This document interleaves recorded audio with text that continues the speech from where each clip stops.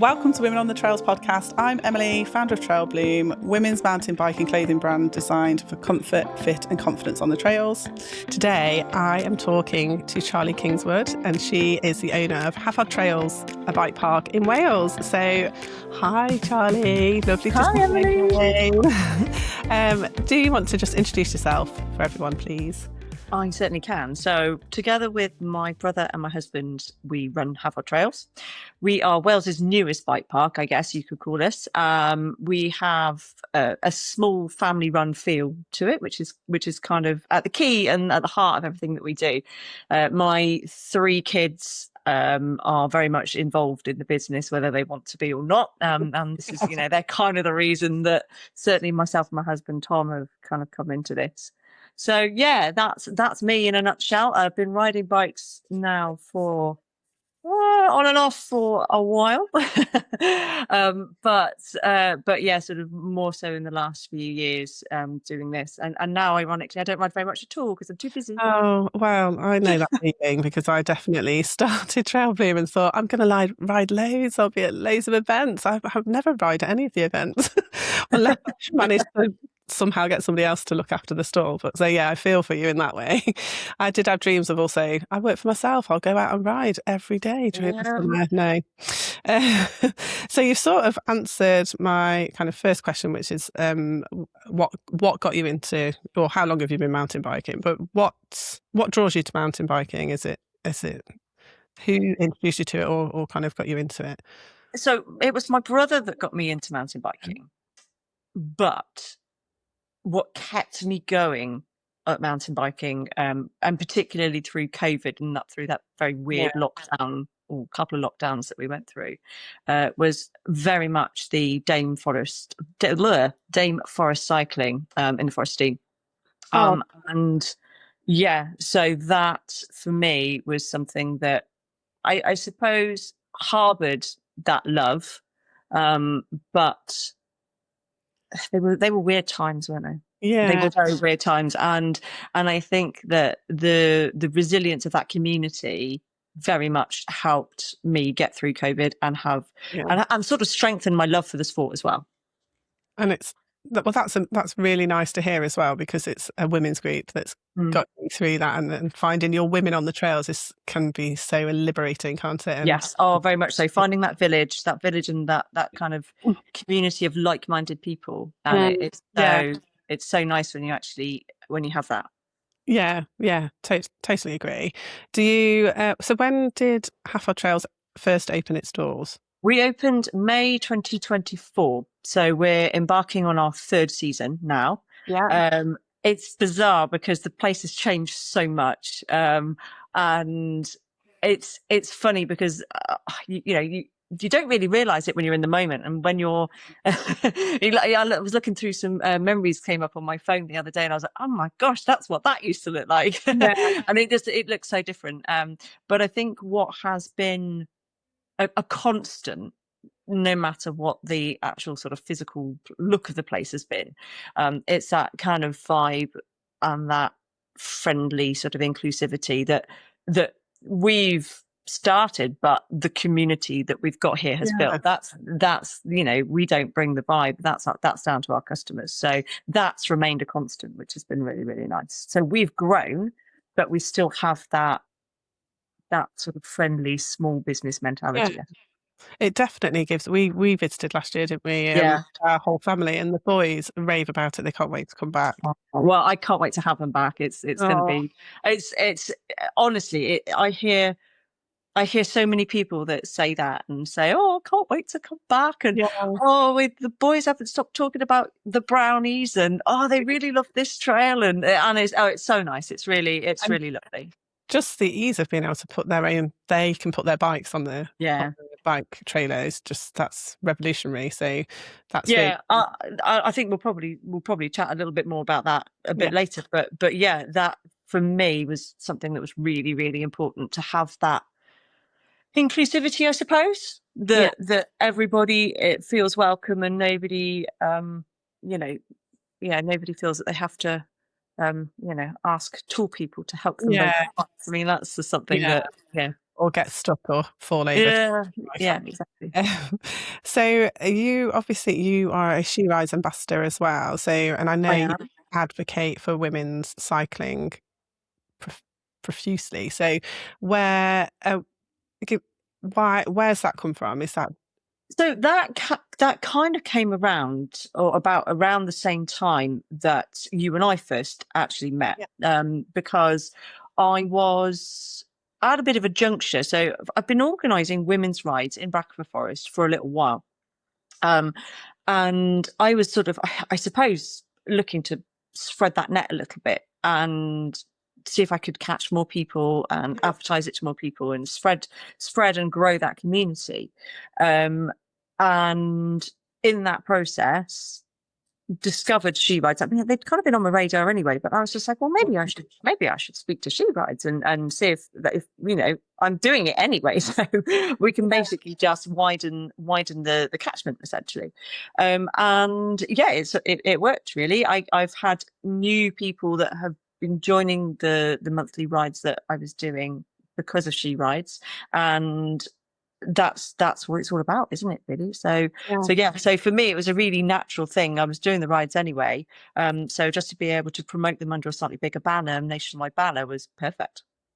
yeah, and it's a really good brand, isn't it? It's really good how they have got people all over. I've done some of the rides with them, and obviously I chat to Heather quite a lot, Mm, the owner, and yeah, their ethos is very similar to both you and I. yeah, It's about getting more women on the trails and making it more comfortable for them. So yeah, it's a really nice really nice brand, and nice to see more women around and really regular local rides as well, which I think is fantastic, isn't it? yeah. No, very much. Anything like that, it's all going in the right direction, isn't it?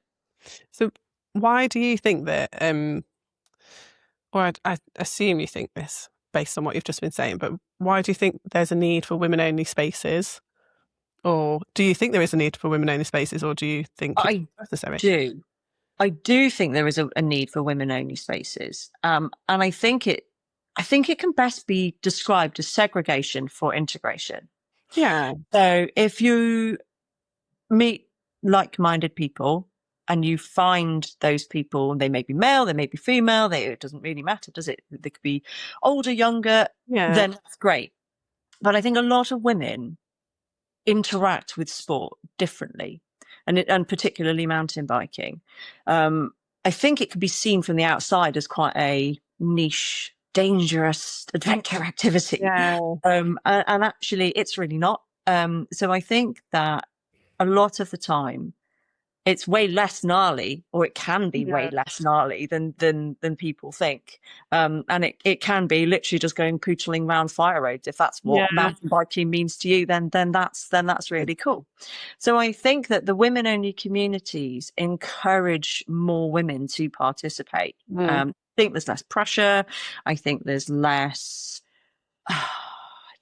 more understanding, maybe, because I think women, our lives changed, and change isn't quite the right word. We're a little bit more sort of, we have to be a little bit more adaptive, I suppose. yeah, okay, So yeah, you can plan to go out, and you can say, yeah, I'm going to go for a ride on the weekend, and I'm going to go, and then actually, something comes up in life, whereas men might possibly just go for that ride anyway. yeah, Women possibly have different priorities, and I think when you're riding with other women, that's understood.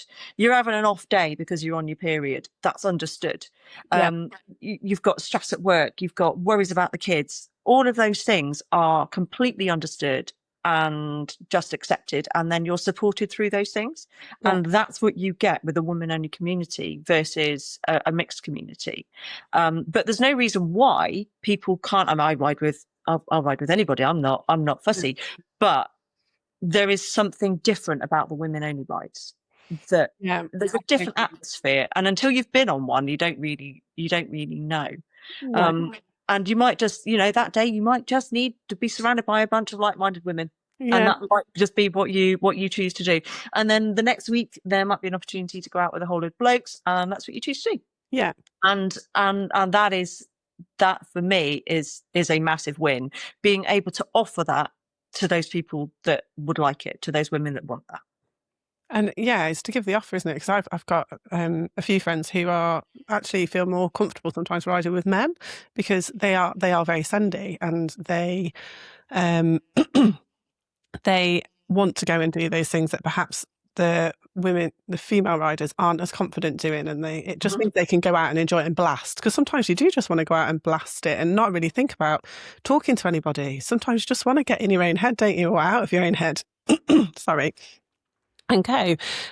So I think there's definitely a space for both of it, isn't there? But and like Oh, I say, it's in segregation for integration purposes, and that really resonates with me with yeah. trying to. It's building confidence sometimes because I Mm, think a lot of women oh, will, as I say, interact differently.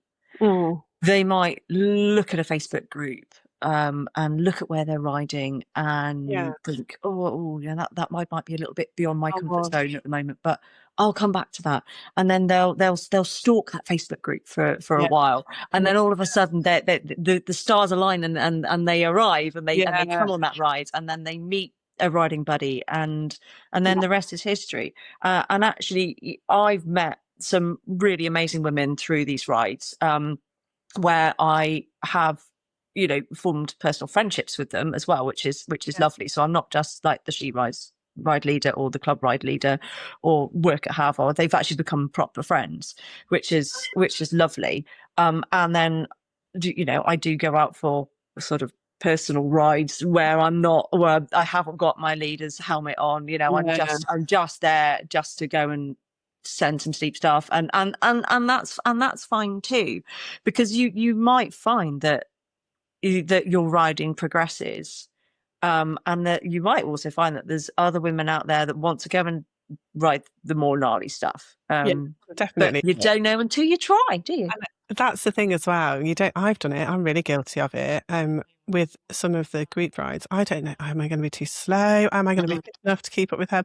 Are they going to be sending it off some really gnarly, steep, rocky things that are just going to make me cry? But some days wouldn't. I'd be so sending it some days, and I'm more than capable of doing it. But you get in your head, don't you? And I think if sometimes you get in your head a bit too much when you're out with a group that you don't know, be it female or male. So Yeah. sometimes you just kind of have to. Feels a bit safer with women, a women's only group, than it does with a mixed group, perhaps, or a. Yeah, I think so.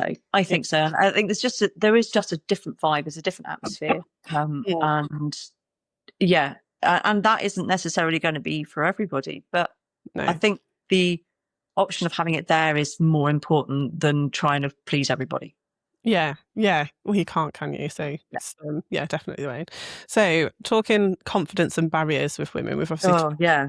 what. That is so varied. That is so varied. It can, but but also it can be different from one week to the next as well. That's the Oh, thing. You've yeah, got the same hormones. person that Oh, does has a mental blocker on something. yeah.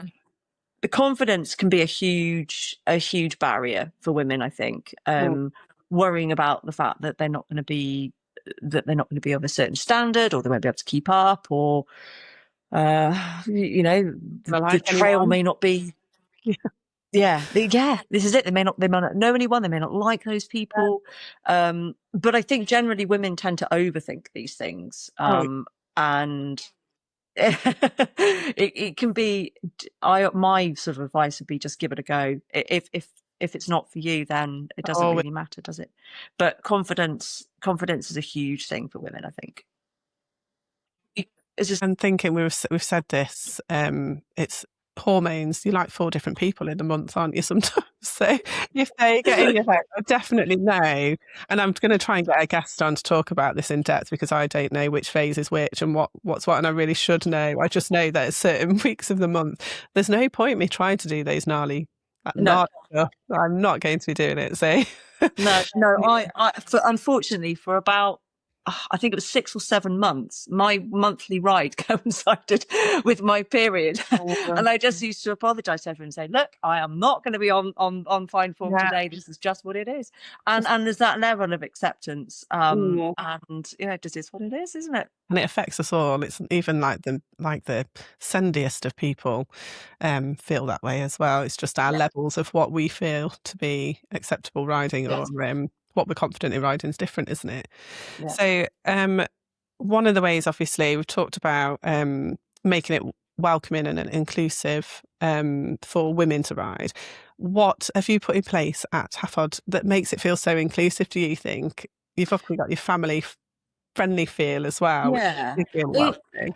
it's happened really organically. I suppose and the kids are to blame for that really to a degree. So I I know how I feel when I go to bike parks. I know how I feel like taking the kids places and the problems that we've encountered and issues that we've had to overcome. So we've basically just tried to take those problems and find solutions for them. But one of the things that we we're in this really lucky position that because we're a small trail centre, we are family run. You kind of end up feeling like one of the family by the end of the day, Oh, which is really okay. lovely. And yeah, there's people that have met here that didn't know each other prior to coming. And they've met and they've basically become biking buddies, which is just like the best thing ever. That's like the Harvard love, that is. And from that perspective, it isn't something that we've really consciously tried to do. It's just happened by solving some of the problems that we've personally found. Does that make sense? Yeah, totally. So you've just made it homely, haven't you? You've looked at what the problem Yeah. and then I think put them into a place. lot of bike parks particularly can be quite intimidating. Mm.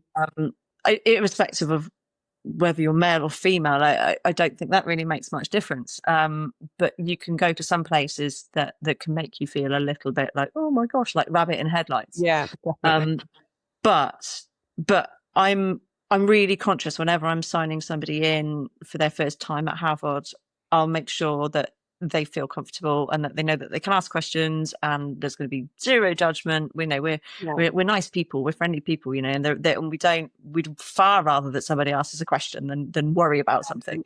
And if they don't know where to go or what trails to ride or whatever, we'll help them. And I think that is something that maybe you probably don't get at other bike parks, No, yeah. but that's okay because that's what people come to Havard for. So yeah. Yeah.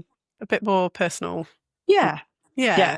I'm Yeah. I'm I can't promise I'll know your name by the end of the day, but I'm pretty good. I'll never forget your face. If you've been before, I will remember your face, but I won't necessarily remember your name. I can't be expected with the amount of people through that door. Yeah, faces I'm all right with, names not so much. But there you go. So, start again, sorry. What do you think that people need to talk more about with women in mountain biking? Is there anything that you think we should kind of shun away and don't talk about enough, or not even actively shun away? But is there anything that you think we should be talking about a bit more for women in mountain biking in general? Two things. Oh, cool. One, success at any level. Fantastic. I had a young woman that came up to me and she said, I just need to give you a hug. I've just gone and done the drop on Earth Pig and I'm so proud of myself. Oh. And she was here and she'd had not a brilliant start to the morning. It was raining and it was cold and it was miserable. And she came and had like a reset down at the cafe with me and she had a cup of tea and we had a chat and she's like, well, I'm going to do it. And then she went off and she came back. And there's one particular, it's one of those typical features that looks a lot scarier than it actually is. Anyway, she's gone and she'd done it. And she'd then ridden it again and she'd done it a couple of times throughout the day. But after the first time that she'd done it, she came to it. She came out of her way to come back to the car park, to the cafe to like say, I've just done it. And I was like, oh, it's so exciting. And I was celebrating with her because I think we've all been there. We've all had a particular feature or a trail or something that's got in our head and that we've just been like, mental block on it. But so celebrating that success, whether that's, the first time that you've managed to get out on the mountain bike since you've had a baby, the first time that you've been out on a mountain bike full stop, the first time you've been off road, it's a huge success for that person. Versus, somebody like my daughter who's a really proficient rider, really good rider, and she comes back and she's just really excited that she's got QOM on something. And I'm like, that's amazing, you know. So whatever that success might be, we need to celebrate it. And we don't not just celebrate, we just shout about it. Yeah. But also, like, on top of that, the other thing is I think women need to talk more about their cycles, and so I think it's really good. You need to find somebody that comes on that knows about that stuff, because it affects so many women. I'm one of those women, luckily, that I'm not too badly affected by it, although I'm very much knocking on the door now of like the next stage of my life. Perimenopause is like there. I'm staring it down, so I'm kind of intrigued to see where that's going to take me. But I think that it's so important that when things are tricky because of your cycle, because of your periods and your hormones, talk about it.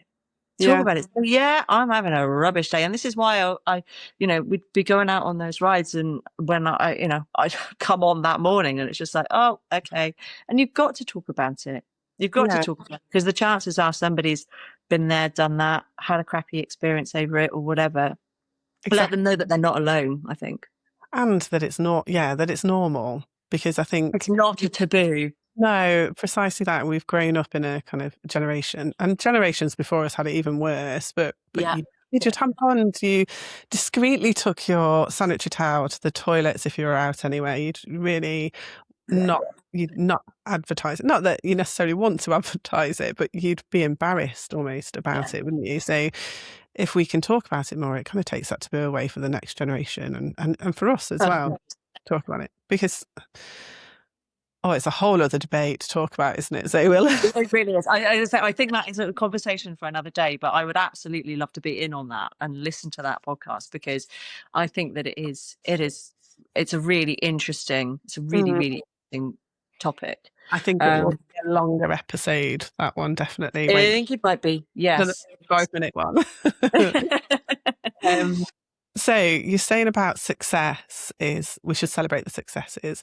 What do you see as success for yourself riding at the moment?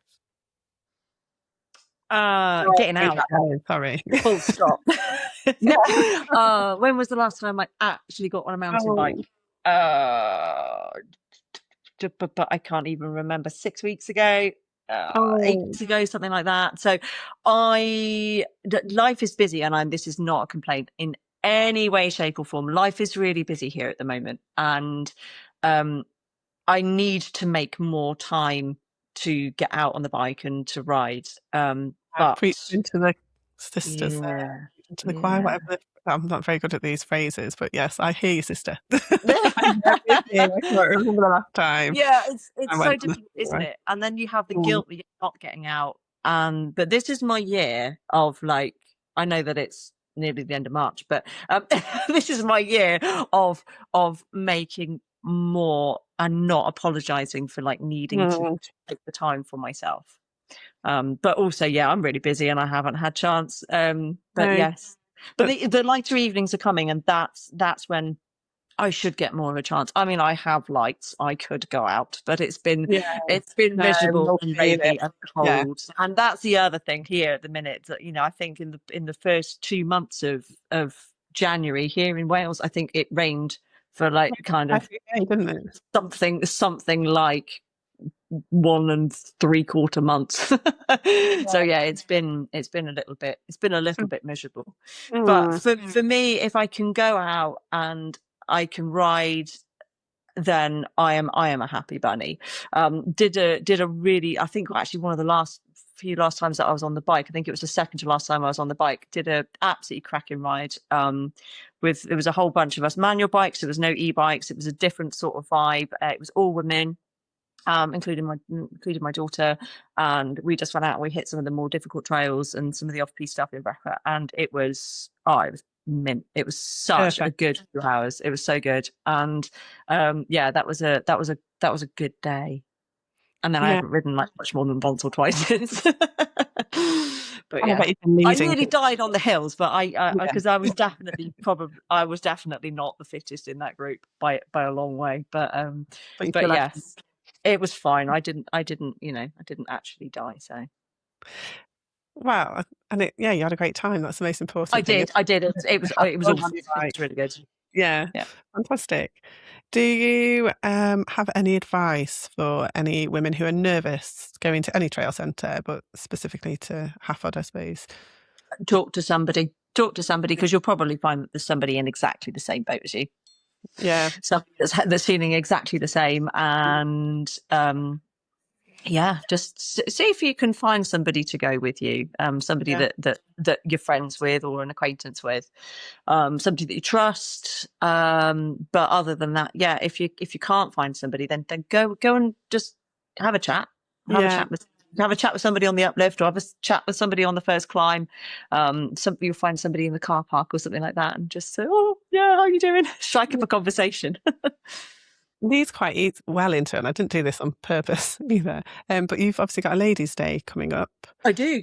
Yes, which I'm not sure if this episode will go out before that. We Who haven't got knows? dates, but who knows how organised. I'm at the mercy of time and guests at the moment. But hopefully it will, and we can kind of let more women know. If not, we can come and have another chat about ladies' days afterwards. But there's obviously another way to get women out is the ladies' days, and you did. Yeah. We did one together last year, and we're doing Yep. another one this year that we're going to join you with Trail Blue. Why do you think it's important to have those ladies' days specifically? Oh, it's really fun. I have no social life, so I have to bring that social life here. So that's my motivation for doing it. But no, it is just an opportunity to.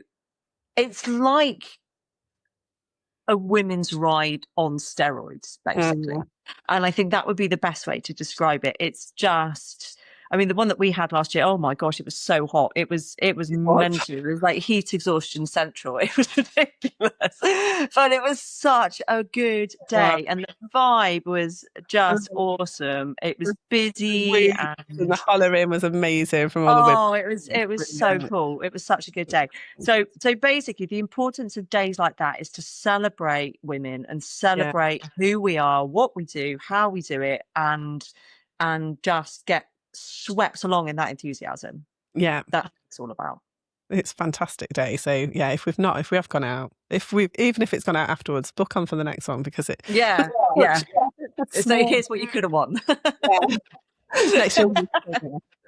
But it's a smaller bike park. It feels so much more at home, doesn't it? It's such a lovely. Like I've been to a few women's days at various different places. We obviously host our own at trail centres, but it's such a nice community feel because it is smaller and you all come back to the same place every time, and it's just Yeah.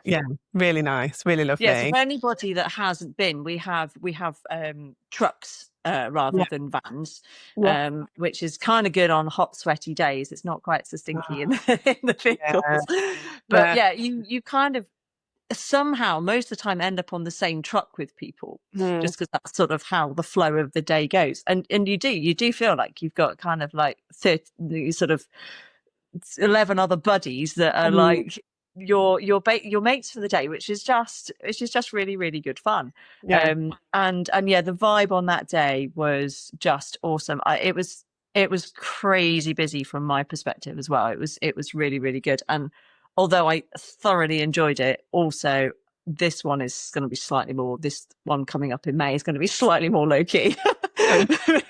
Because I don't think mentally I could go with that no, again.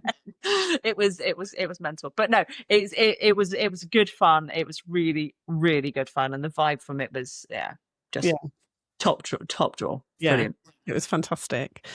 So we are coming towards the end, and I've got a bit of a quick fire round that I've Go decided for it. I'm going to do for everybody, and I'm going to try and ask the same questions, but it doesn't always.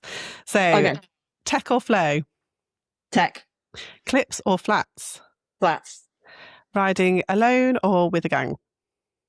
both. Sorry. No, everyone said that so far. One word to describe riding with other women. Inspiring. And last, what's your favourite trail at Hafod? Mud life crisis. Oh, mine too. I love all of them, and it's like asking me to choose between my children. Yeah. Like, but the problem is, yeah, Mudlife Crisis is just so much fun. It is like, it's one of our red trails. It's a little bit of flow, a little bit of tech, all mixed in together. Yeah. And yeah, I can resonate with the name as well. So yeah. Oh, well, thank you so much for telling us all about yourself and about Hafod Trails. It's my absolute pleasure. It's been really fun, and yeah, I look forward to a next episode when we can sort of have a chat about women's cycles and how that Yeah. affects cycling. So Yeah, cycles on cycling. I might have to get a few women together to talk about that one. It'll go on forever though, won't it? yeah, definitely. They need a longer one. So, Thank you so much.